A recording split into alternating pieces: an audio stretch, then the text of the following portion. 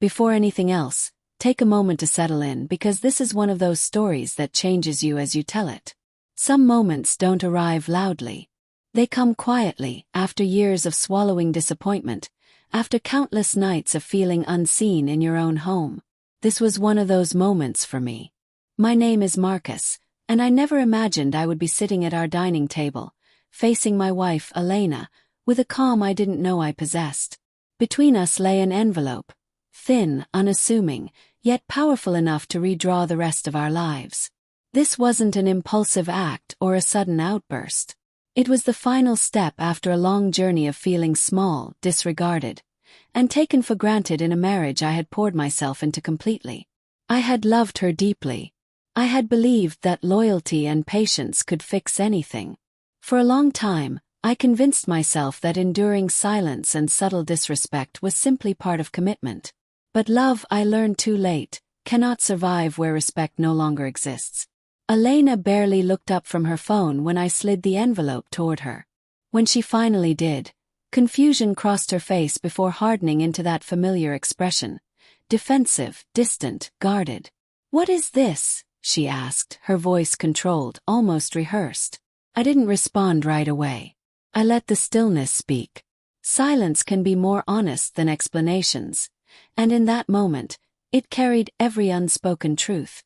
She picked up the papers, scanning them quickly, detached, as though they belonged to strangers. "This is divorce paperwork." Her voice wavered despite her attempt to sound composed. "You can't be serious." I met her eyes and nodded. "I've been serious for a long time." Before she could reply, a sharp knock echoed through the room. The door opened, and her closest friend, Natalie, walked in. She instantly sensed the tension. Natalie had always carried herself with an air of authority, the kind that made her believe she had a say in everyone else's problems. Her gaze shifted from Elena's face to the papers on the table.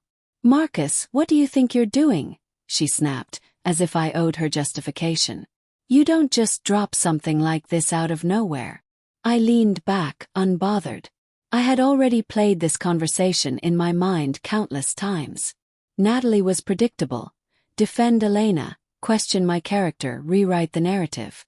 But I wasn't here to argue anymore. She crossed her arms, leaning forward. "Think carefully. Elena doesn't deserve this. You're throwing your marriage away." Elena stayed quiet, watching us, uncertainty flickering behind her frustration. She opened her mouth, then stopped, as if realizing that for once, her usual defenses wouldn't work. The woman I had married, the one who once believed in us, who shared plans and laughter, was gone. In her place stood someone who expected tolerance without accountability, loyalty without appreciation. Natalie softened her tone, though her eyes remained sharp. "You're just upset. Every marriage has problems. Don't do something you'll regret."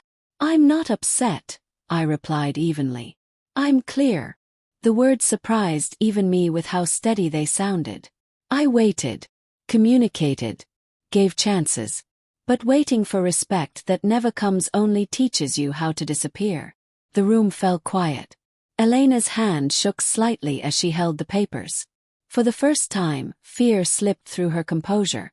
Natalie's confidence faltered too. The balance had shifted. I wasn't defending myself anymore. I was done explaining.